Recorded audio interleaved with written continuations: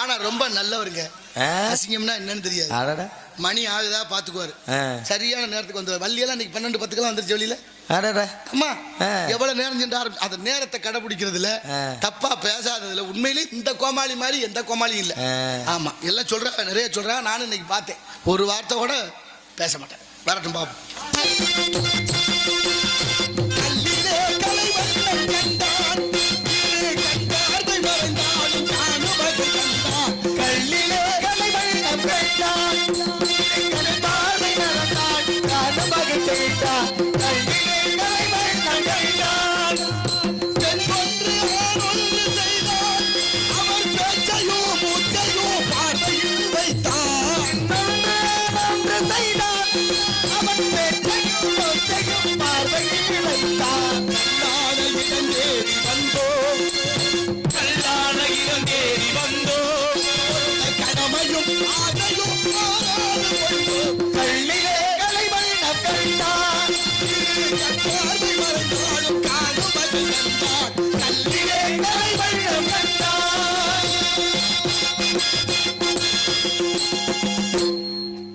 சரி, நீங்களாம் போயிட்டு ஒரு 2.25 நிமிஷத்துல வந்துருங்க. போங்க,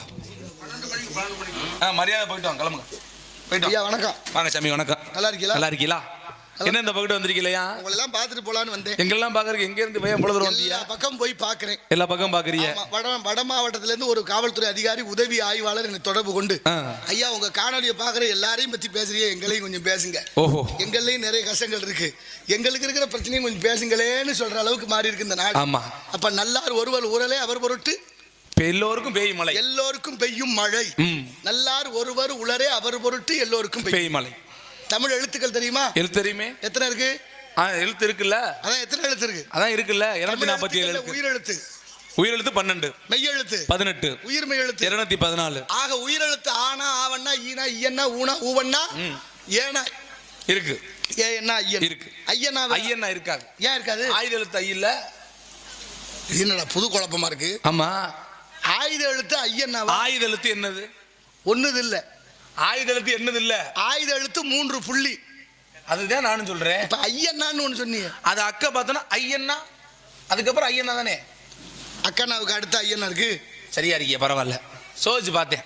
இவ்வளவு நேரம் பேசினீங்களே, ஜமாலி இடையில இருந்து உள்வாங்குறீங்களா இல்ல அப்படியே வரீங்களான்னு பார்த்தேன். சரி சாமி, இவ்வளவு தூரத்துல இருந்து வாத்தியார சொல்ல இத்தனை இடத்துக்கு போயிட்டு வாரியல, எங்கேயாவது நல்லது பண்ணிட்டு வந்திருக்கிறீங்களா? ஆனா எல்லா இடங்களும் நல்ல கால் வைத்தால் கலகம், ஓஹோ, நாள் கடந்தால் நன்மை. அப்ப நீங்க நெல்லு விதைக்கிறோம், பயிர் முளைக்குது, கூட களையும் முளைக்குது. இப்ப பயிர் நல்லா இருக்கும்னா என்ன செய்யணும்? களை எடுக்கணும். அந்த வேலை தான் செய்யறேன். களை எடுத்துக்கிட்டு இருக்கிறியா? ஆமா. ஆனா நீங்களும் களை எடுக்கிறியா? அது ஒரு பக்கம் வளர்ந்துகிட்டே தான் வளரத்தான் செய்யும். இப்ப காடுகள்லாம் யாருமா முளைக்க வச்சா? செடி கொடி இல்ல, பறவைகளும் விலங்குகளும் அதுகள் தான் அது உற்பத்தி பண்ணுது. ஆமா, அதுதான் காட்டுல இருக்க பல விஷயங்களை அழிக்கவும் செய்யுது. ஆனாலும் காடா இருந்தது, பருவமழை பொய்க்காமல் பெய்தது இந்த நாட்டுல. வேதம் ஓதிடு வேதியோர்க்கு ஒரு மழை, நீதி மன்னர் நெறியினோர்க்கு ஒரு மழை, மாதர் கற்புடைய மங்கையர்க்கு ஒரு மழை, மாதம் 3 மழை என்னன்னு சொல்லப்பட்டு. அடுத்து நீதி மன்னர் நீதி அரிசி விட்டுடு அந்தனருக்கு ஒரு மழை, புருஷனை கொன்ற பூவையருக்கு ஒரு மழை, வருஷ தப்பிய மன்னனுக்கு ஒரு மழை, வருஷத்துக்கு 3 மழை பெஞ்சிச்சு. இப்ப 3 இல்ல, இந்த 3 இல்ல, அந்த 3, எந்த 3 இல்ல. மழை இல்லாம போனதுக்கு என்ன காரணம்? ராமநாதபுரம் மாவட்டம், வறட்சி மாவட்டம். தொடர்ந்து வந்தா சிவகங்கை மாவட்டம், வறட்சி மாவட்டம். ஆமா, இங்க ஒரு வண்டி தயார் பண்ணிருக்காங்க தெரியுமா? என்ன வண்டி? 5 குடத்து வண்டி. 5 குடத்து வண்டியா? ஆமா, தண்ணியை தூக்கி குடத்தை அந்த வண்டியில வச்சு தள்ளிக்கிட்டே தெரியுமா? பாத்தியா இல்ல தாய்மாரி? 5 குடத்து. ஆமா, இத்தனை வருஷமா 79 ஆண்டு சுதந்திரம் கொண்டாடிட்டோம். இன்னைக்கு வரைக்கும் இந்த வறட்சியை போக்குறதுக்கு ஒரு உள்ள போக்க முடியாது இல்ல. அதை நம்ம சிந்திச்சா தானே போக்க முடியும். போக்கிட்டா தான் வேலை இல்லாம போச்சு. ஆனாலும் ஒருத்தன் பிறந்தான் பாரு, தஞ்சாவூர் மாவட்டம் பேராவூரணி தாலுகா நாடியம்ங்கிற கிராமத்துல நிமல் ராகவன் என்ற ஒரு தம்பி. அவர் தான் நீர் மேலாண்மையை கையில் எடுத்து ராமநாதபுரம் மாவட்டத்தில் 29 மதங்கள்ல நீர் நிரப்பி விட்டார். இங்க மட்டுமில்ல, ஆப்பிரிக்க நாடான கென்யாவுக்கு போயிட்டு வந்தார். இந்தியாவில் நோட்டு அச்சடிக்கிற இடமான நாசிக்ல செய்து கொண்டிருக்கிறார். மகாராஷ்டிரா மாநிலத்தில் செய்து கொண்டிருக்கிறார். இப்ப திருச்சுழியிலிருந்து சாயல்குடி போற வரைக்கும் ஒரு பெரிய கால்வாயை தத்தெடுத்து வேலை செய்து கொண்டிருக்கின்றார். தனி ஒரு மனிதனாக ஒரு நல்லது செய்யறவனை செய்ய விரியலடா உங்க நாட்டுல சாமி. சந்தேகம் என்ன? இவர் எல்லா நாடும் போய் இப்படி தண்ணி கொடுக்குறாரு, நாங்களும் தண்ணி வாங்க தானே எல்லா நாட்டுக்கும் போய் அலைகிறோம். ஆமா, எந்த தண்ணி வாங்க நீங்க அலைகிறீங்க? அவர் எந்த தண்ணி கொடுக்குறாரு? குடிக்கிறதுக்கு பச்சை தண்ணி. இதுவும் குடிக்கிறதுக்கு தண்ணி தான், எல்லாம் குடிக்கிறது தான். ஆமா, குடிய கெடுக்கும்னா குடிச்சா நீர் கெடுக்குமே. ஒரு மாதிரி ஆள் தான்டா வேணும் நாடு. எதுக்கு சாமி? ஆமா, இந்த மாதிரி விளம்பரம் பண்றதுக்கு. இந்த விளம்பரம் பண்ண திருந்தலையே சாமி. காசு கொடுத்தாலும் வேண்டான்னு சொல்லணும். எதுக்கு? நம்ம நாட்டுல ஒரு விஞ்ஞானி இருந்தார் தெரியுமா? யாரு? வரலாற்று சான்றது ஜெகதீச வெங்கடேசன் ஒருத்தர். ஜெகதீச வெங்கடேஷ். ஆமா, அவர் ஜெகதீஷ். அவர் பேரு, அப்பா பேர் வெங்கடேஷ். அவர் பெரிய விஞ்ஞானி. ஓஹோ. அவர் ஆமா விஞ்ஞானத்துல ஆய்வு பெற்று அந்த ஆய்வு செய்து எதை கண்டுபிடிச்சார் தெரியுமா? எதை கண்டுபிடிச்சாரு? இன்னைக்கு வானொலின்னு ஒண்ணு இருக்கு பாரு. வானொலி தெரியுதா? வானொலினா வானொலி ரேடியோ போட்டி. ஆமா, அப்பதான் தெரியும். ஆமா, அந்த வானொலியை கண்டுபிடிச்சவர் அவருக்கு ஆய்வகம் வச்சுக்கிறதுக்கு இடம் இல்ல, ரொம்ப நெருக்கடி. வீட்டு கழிவறையை ஆய்வகமாக பயன்படுத்தியிருக்காரு. கழிவறையில. ஆமா, அப்படியே வச்சு அந்த வானொலியை கண்டுபிடிச்சிட்டாரு. அதே நேரத்துல இங்கிலாந்துல மார்க்கோனிங்கிற ஒருத்தர் வந்துடுறாரு. மார்க்கோனி. அந்த மார்க்கோனி தான் ரேடியோவை கண்டுபிடிச்சாருன்னு செய்தி வந்துருச்சு. மார்க்கோனி ரேடியோவை கண்டுபிடிச்சாருன்னா அவருக்கு நோபல் பரிசும் கொடுத்துட்டார். நம்ம படிச்சோம்ல புத்தகத்துல எல்லாம். அதுதான் எப்படி? அதுதான் இப்ப இவர் கண்டுபிடிச்ச கண்டுபிடிப்பு அவர்னு சொல்லப்பட்டுச்சு. அவரும் கண்டுபிடிச்சிருக்காரு. அவரும் கண்டுபிடிச்சாரு. ஆனா முதல்ல கண்டுபிடிச்சாரு ஐயா இவர். இப்ப நோபல் பரிசு பெற்றதுக்கு அப்புறம் அவர் பாக்குறாரு, வரலாற்று செய்திகளை பாக்குறது இவர் கண்டுபிடிச்சாருன்னா அவருக்கு தெரிய வருது. ஓஹோ, ஆகா, நமக்கு முன்னால ஒருத்தர் கண்டுபிடிச்சிருக்காரு, நம்ம அதுக்கப்புறம் தானே கண்டுபிடிச்சோம், அவர் வேறு வரல, நமக்கு கொடுத்துட்டாரு. நோபல் பரிசை கொண்டுகிட்டு இந்தியா வர்றாரு. அவர் வந்தா ஐயா ஜெகதீஷ் ஐயாவை பார்த்து, ஐயா நீங்க தான் கண்டுபிடிச்சதாக நான் அறிகிறேன். நான் தெரியாம நான் கண்டுபிடிச்சதை பெருமையாக்கி கொண்டேன். இது தப்புத்தேன். ஆனாலும் உங்களுக்கு இந்த நோபல் பரிசுல பாதியை கொடுக்கலாம்னு நான் நினைக்கிறேன், நீங்க வாங்கிக்கங்கன்னாராம். அவர் சொன்னாராம், வேண்டாம், நீங்க கண்டுபிடிச்சதாவே இருக்கட்டும், இந்த பணம் எனக்கு வேண்டான்னு மறுத்தார். மறுத்துட்டு அடுத்தபடியா ஆய்வு லண்டன்ல போய் மேற்கொள்றார். அடுத்த ஆய்வு. ஆமா, எதை பத்தி தெரியுமா? தாவரங்களை பத்தி, பயிர்களை பற்றி. இந்த தாவரங்களுக்கு பயிர்களுக்கு உயிர் இருக்குன்னு வாதாடுறாரு. சரி, உயிர் இருக்குன்னு நிரூபிக்கணும். ஒரு செடியில விஷ மருந்த ஊசியால செலுத்தினா விஷம் அந்த செடி செத்து போகும். அப்படி செத்து போச்சுன்னா பயிருக்கு உயிர்களுக்கு, செடிகளுக்கெல்லாம் உயிர் இருக்குன்னு ஒத்துக்கிறோம். அது சாகலைன்னா உயிர் இல்ல. பெரிய அரங்கத்துக்குள்ள உலகறிய விஞ்ஞானி எல்லாம் கூடியாச்சு. ஊசியில விஷ மருந்து வச்சாச்சு. ஆனா இவருக்கு தெரியாம, இவரை பிடிக்காத ஒரு 5-6 பேரு ரகசியமா அதுல இருந்து விஷ மரத்தை நீக்கிட்டு தண்ணி வச்சுட்டான். இப்ப செடிகளுக்கு அந்த மருந்தை செலுத்தணும். இவர் விஷம் என்றே நினைத்து செலுத்துறாரு. பயிர் உயிர் கொடியெல்லாம் சாகல, செடி சாகல. எல்லாரும் ஏளனமா சிரிக்கிறான். யாரு? இந்த செஞ்சவெல்லாம். இப்ப ஐயா சொல்றாரு, இந்த மருந்து செடிகளுக்கு பயன்படல, செடி சாகல, அப்படின்னா அது உயிர் இல்லைன்னு சொல்லிட்டியே. நான் உயிரோட இருக்கிறேன், இது விஷம் தானே, நான் செலுத்திக்கிறேன், நான் செத்து போனேன்னா நீங்க நம்புங்கன்னு சொல்லிட்டு ஊசியை தன் கையில செலுத்த பாக்குறாரு. இப்ப மனம் வந்து கொஞ்சம் மாற்றமாகி அந்த தப்பை செஞ்சு வச்சாங்கல்ல, மறைச்சு அவங்க மன்னிப்பு கேட்கறான். ஐயா தெரியாமல் செய்து விட்டோம், உண்மையிலேயே செடிகளுக்கு உயிர் இருக்கு, நாங்க தான் மருந்தை மாத்தி வச்சோம்னு மன்னிப்பு கேட்டதாக வரலாறு சொல்லுதியா.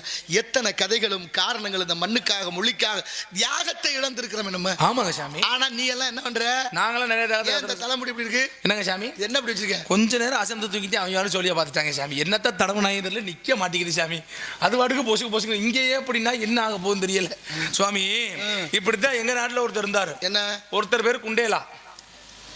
மண்டேலா கேள்விப்பட்டேன். ஒருத்தர் பேர் குண்டேலா. சரி. ஒருத்தர் பேர் கொண்டேலா. கொண்டை வச்சிருந்தானா? அவர் பேர் கொண்டேலா, இவர் பேர் கொண்டேலா. சரி. இப்படி 2 பேர் இருந்தாங்க. 2 பேருமே பைத்தியக்காரங்க. 2 பேருமே பைத்தியக்காரங்க. மனநலம் பாதிச்சிருக்கு. மனநலம் பாதிக்கப்பட்டவங்க. மனநலம் பாதிக்கப்பட்ட பாக்குற மருத்துவமனையில 2 பேர் இருக்காங்க. அங்கே ஒரு மருத்துவர் இருக்காரு. அந்த மருத்துவர் 2 பேருக்கும் நோய்க்கு மருந்து கொடுத்துக்கிட்டே இருக்காரு. அப்போ இந்த மண்டேலாங்கிறவன் இருக்கான்ல, அவன் போய் தண்ணிக்குள்ள விழுந்துட்டான். தவறி தண்ணிக்குள்ள விழுந்துட்டான். அவனை போய் உடனே நம்ம கொண்டேலா இருக்கான் மத்தியில, அவன் போய் காப்பாத்தி தூக்கிட்டான். உடனே அந்த மருத்துவமனையில இருப்பார்ல வேலை பாக்குறவர், அவர் உடனே போய் மருத்துவரை கூப்பிட்டு சொல்லியிருக்காரு, ஐயா இந்த மாதிரி கொண்டேலா தண்ணிக்குள்ள விழுந்துட்டான், அவனை நம்ம கொண்டேலா போய் காப்பாத்திட்டான், அவனுக்கு பைத்தியம் தெளிஞ்சு வச்சு அவனை நம்ம எப்படியா போக சொல்லிருந்தோம். மண்டேலா விழுந்ததை கொண்டேலா காப்பாத்திட்டான். இவனுக்கு பைத்தியம் தெளிஞ்சிருச்சு. அதனால இவனை விடுதலை பண்ணி மருத்துவரை போய் சொல்லியிருக்கான். மருத்துவர் யோசிச்சு பார்த்துருக்கு, ஆமா ஒரு உயிரை காப்பாத்திருக்கான அவனுக்கு பைத்தியம் தெளிஞ்சுதானே அர்த்தம். உடனே அந்த கொண்டேலாவை கூட்டிட்டு வந்துருக்காரு. நீ இந்த மாதிரி மண்டேலாவோட உயிரை காப்பாத்திட்ட கொண்டேலா, அதனால உனக்கு பைத்தியம் தெளிஞ்சிருச்சு. இந்த பேரை சொல்லாம சொல்ல முடியாது அந்த கதை. இல்லங்க சாமி, கொண்டேலா சொல்ல, கொண்டேலான்னு சொல்றதா இல்லையா சாமி? ஏன் இங்க வாங்க. அப்ப அந்த கொண்டேலா கூப்பிட்டு சொல்றேன்.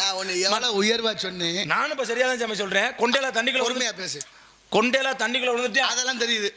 இப்ப என்ன சொல்ற? அதைத்தான் சாமி உங்களோட சேர்ந்து எனக்கு மாறி வருதுங்க. அந்த கொண்டேலா தண்ணிக்குள்ள விழுந்துட்டான். அந்த கொண்டேலாவை நீ போய் காப்பாத்திட்டு உன்னை நான் அந்த பைத்திய மருத்துவமனையில இருந்து விடுதலை பண்றேன் அப்படின்னு இருக்கான். அப்பதான் அந்த வந்து சொன்னா பத்தியா பைத்தியம் தெளிஞ்சிட்டு அவன் திருப்பி உடையாந்துருக்கான். மருத்துவரை வேகமா விழுந்து உடையாந்துருக்கான். அவன்கிட்ட கூப்பிட்டு ஏன்டா அந்த கத்துன்னு இந்த மாதிரி கொண்டேலா செத்து போயிட்டான் இருக்கேன் தூக்கு போட்டுக்கிட்டு. ஏன்னா தண்ணிக்குள்ள விழுந்தா காப்பாத்திட்டு தண்ணிக்குள்ள விழுந்து காப்பாத்தியாச்சு. இவன் தூக்கு போட்டு செத்துட்டாலும் அவன் அலறிட்டு உடையாந்துருக்கான். அப்பதான் நம்ம கொண்டையில சொல்லியிருக்கேன், மருத்துவரே கோவப்படாதீங்க, அவன் தண்ணிக்குள்ள நனைஞ்சுக்கிட்டு கிடந்தேன், நான் தான் கயத்தை கட்டி மரத்துல காய போட்டு வந்தேன்னு இருக்கேன். எப்படி பைத்தியம் தெரிஞ்சிருக்கு பத்தியா அவனுக்கு? உன் கூட சேர முறை அப்படித்தான்டா. ஏன் கூட சேரலங்க, அந்த மருத்துவமனையில் உள்ளவன சொல்றேன். பைத்தியத்துக்கு வைத்தியம் பாக்குற வைத்தியனுக்கு பைத்தியம் முடிச்சா பைத்தியத்துக்கு வைத்தியம் பார்க்க பைத்தியம் என்ன பண்ணுவேன்? அதோட அந்த மருத்துவர் போய் அடுத்த பைத்திய ஆஸ்பத்திரியில் அந்த ஆள் சேர்ந்துக்கிட்டு நீ பத்திரமா போயிருப்பா. உன்னை கொண்டு கீழ் பாக்கறதுல சேர்க்க சொல்றேன். அதை பத்தி இல்ல, அதெல்லாம் இருக்கட்டும். இங்க நாட்டுல ஏகப்பட்ட பைத்தியம் இருக்கு. ஆமாங்க சார். தெரியுமா இல்லையா? என்ன செய்யறேன், ஏன் செய்யறேன், ஆனா சரியானு கூட சிந்திக்கிறது இல்ல. இன்னொரு விஷயம் தெரியுமா, பைத்தியம் நிறைய இருக்கு, கண்டுதான் பிடிக்க முடியல. ஏன் முடியல? எது ஒழுங்கான பைத்தியம்னு அப்படியே தெளிவாவே தெரியுதா? மனுஷன் எல்லாரும் மனுஷன் தான். ஆமா, எல்லாரும் மனுஷனா நடந்துக்கிறோமா? இல்லையே. இந்த பூமியில பாரு, புங்க மரம், புளிய மரம், மாமரம், வேப்ப மரம், பலா மரம், எத்தனையோ மரங்கள் இருக்கு. எல்லா மரமும் மரம் தான். நின்னாலும் மரம், விழுந்தாலும் மரம். சில மரம் நின்னா மரம், ஆமா, விழுந்தா விறகு. சில மரம் மட்டும்தான் மரம். ஏன் நின்னா மரம் விழுந்தா விறகு? ஆனாலும் நின்னா மரம் விழுந்தா மரம் எது? வீட்டுல உத்தரம் என்னப்பா? மரம். தேக்கு. கட்டில் என்னப்பா? சந்தனம். ஆமா.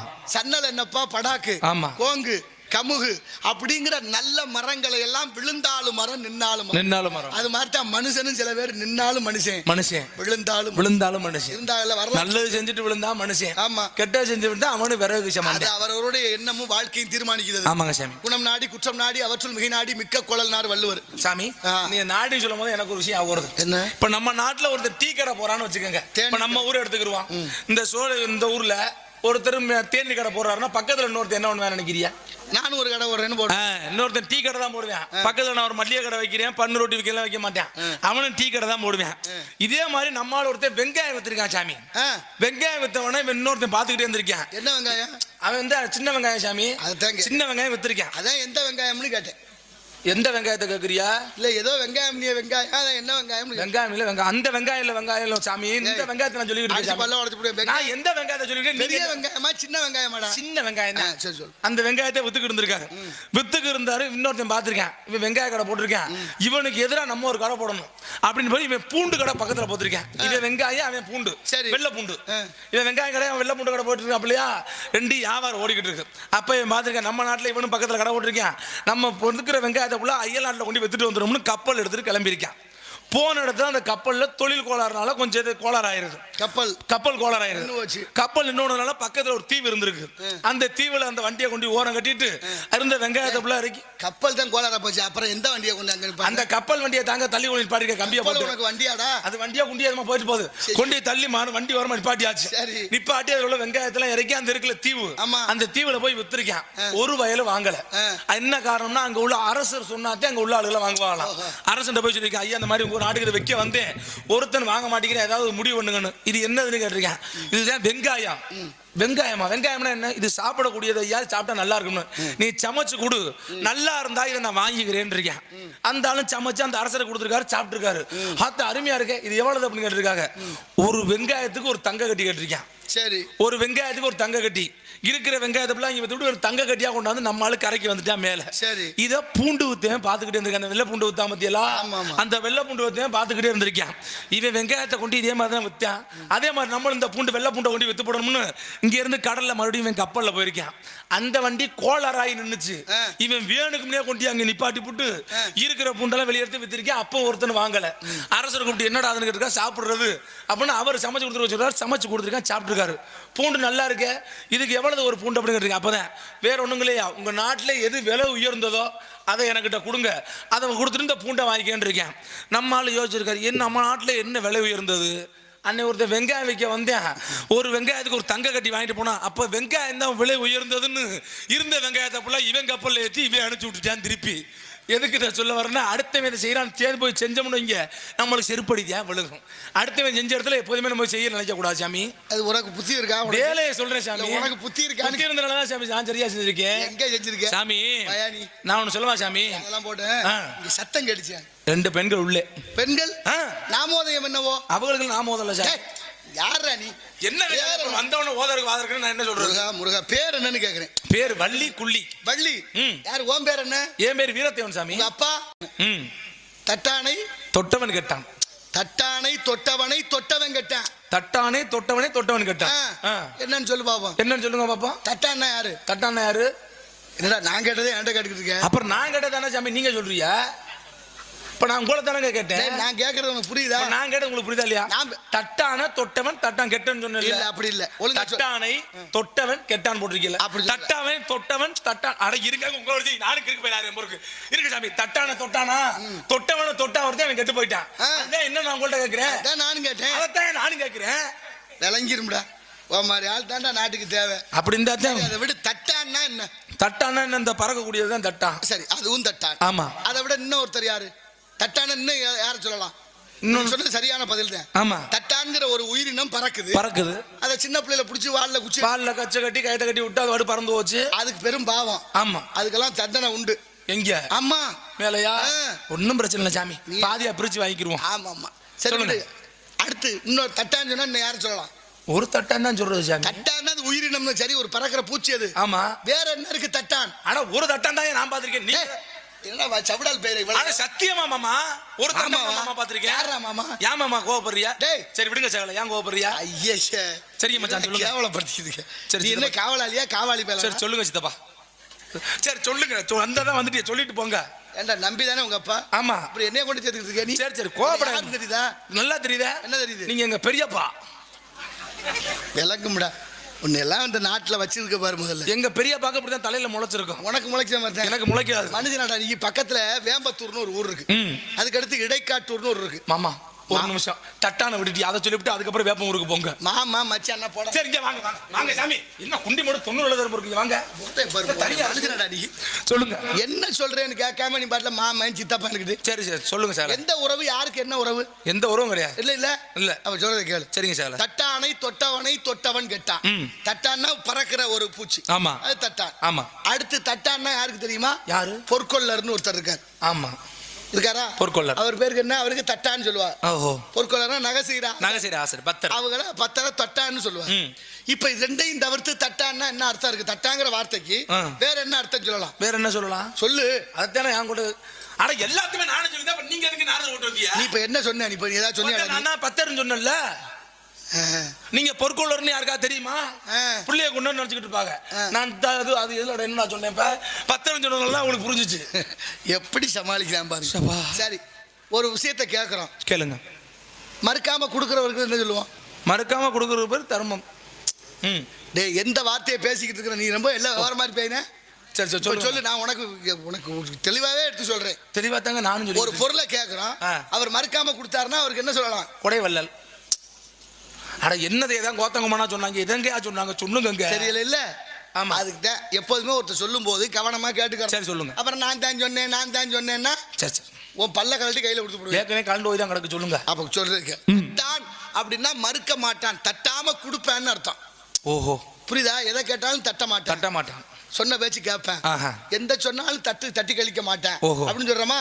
அது மாதிரி தட்டான் என்று சொல்றது யாருன்னா ஈசனை சொல்வார்கள். வேண்டியதெல்லாம் வேண்டத்தக்கது அறிவோயினி வேண்ட முழுதும் தருவோயினி பாலுக்கு பாலகன் வேண்டி எழுதிட பார்க்கடல் ஈந்த பிரான்னாரு சொல்றாருல மாணிக்கு. அது மாதிரி அந்த ஈசன் தட்ட மாட்டான். அதனால அவன் தட்டானை தொட்டவனை தொட்டவன் கெட்டான். தட்டானை தொட்டவன் யாரு? நீ யோசி. அப்புறம் சொல்லுவாங்க. நீங்க போய் 118 நம்பர் ரூம்ல போய் உட்காருங்க. போங்க. நீ போட. நான் ஏன்டா அங்க போறேன்? அங்க உனக்கு வழக்கம் தான் எனக்கு தெரியுது. என்ன சாமி எங்க போய் தங்கி இருக்கிற? என்ன பண்ணிக்கு தெரியல. இல்ல சாமி அதுக்கெல்லாம் வேற ஊம்பு வச்சுட்டேன் சாமி. நீ எனக்கு தெரியும்டா எனக்கு. சரிங்க சாமி. அதெல்லாம் போட்டேன். பள்ளியை பார்க்கணும். பார்க்கலாமே. கூப்பிடவா? தாங்கள் உள்ளே